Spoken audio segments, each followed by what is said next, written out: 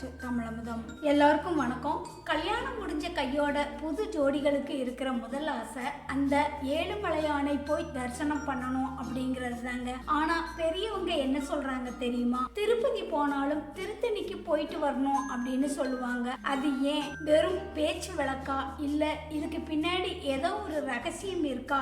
அதை பத்தி தான் இன்னைக்கு நம்ம பார்க்க போறோங்க. முதல்ல திருப்பதியை எடுத்துப்போம். அங்க ஏழுமலையான் மலை மேல தனியா நின்ன கோலத்துல அருள் பாலிக்கிறாரு. ஆனா பத்மாவதி தாயாரோ மலைக்கு கீழே அலமேலு மங்காபுரத்துல தனியா இருக்காங்க. ஜோதிட ரீதியா பார்த்தா கல்யாணம் ஆன புதுசுல தம்பதிகள் பிரிந்திருக்க கூடாது, ஒன்னா இருக்கணும் அப்படின்னு சொல்லுவோம். ஆனா இங்க சுவாமியும் தாயாரும் தனித்தனியா இருக்கிறதுனால புதுமண தம்பதிகள் அங்க போறப்ப அவங்க வாழ்க்கையில் சின்ன சின்ன சங்கடங்கள் வர வாய்ப்பு இருக்கு அப்படின்னு ஒரு ஐதீகம் இருக்குங்க.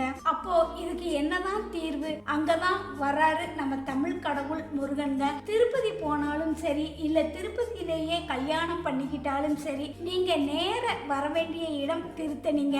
சூரசங்காரம் முடிஞ்சு முருகப்பெருமான் பயங்கரமான கோபத்துல இருந்தாரு. அவரோட கோபத்தை தணிச்சு மனதை சாந்தப்படுத்திக்க வந்த இடம் தான் இந்த திருத்தணிகை மலை. உங்க புது வாழ்க்கையில எந்த கோபமும் இல்லாம நிம்மதியா இருக்க முருகனோட இந்த சாந்தமான குணம் உங்களுக்கு ஆசீர்வாதமாக அமையுங்க. முருகப்பெருமான் வள்ளியை காதலிச்சு விநாயகர் துணையோட கல்யாணம் பண்ணிக்கிட்ட இடமும் இதுதான். இங்க முருகன் வள்ளி தெய்வானை அப்படின்னு இரண்டு தேவியர்களோட குடும்பஸ்தனா ரொம்ப சந்தோஷமா காட்சி கொடுக்கிறாரு. ஜோதிடத்துல சொல்லுவாங்க, கணவன் மனைவிக்குள்ள அண்டர்ஸ்டாண்டிங் வரணும் அப்படின்னா மனசு அமைதியா இருக்கணுங்க. திருத்தணி முருகன் வரம் தரும் வள்ளலாக இருக்கிறாரு. காதல் திருமணம் செஞ்சவங்க அல்லது காதல் கைகூடணும் அப்படின்னு நினைக்கிறவங்க திருத்தணி முருகனை வேண்டிக்கிட்டா அவங்க வாழ்க்கை ரொம்ப இனிமையா அமையுங்க.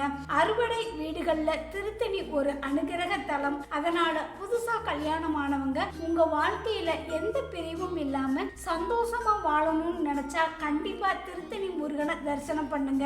இந்த தகவல் உங்களுக்கு பிடிச்சிருந்தா லைக் பண்ணுங்க, உங்க ஃப்ரெண்ட்ஸுக்கு ஷேர் பண்ணுங்க. மறக்காம நம்ம சேனலை சப்ஸ்கிரைப் பண்ணிருங்க. அடுத்த வீடியோவில் இன்னும் ஒரு சுவாரஸ்யமான ஆன்மீக தகவலோட உங்களை சந்திக்கிறேன். நன்றி, வணக்கம்.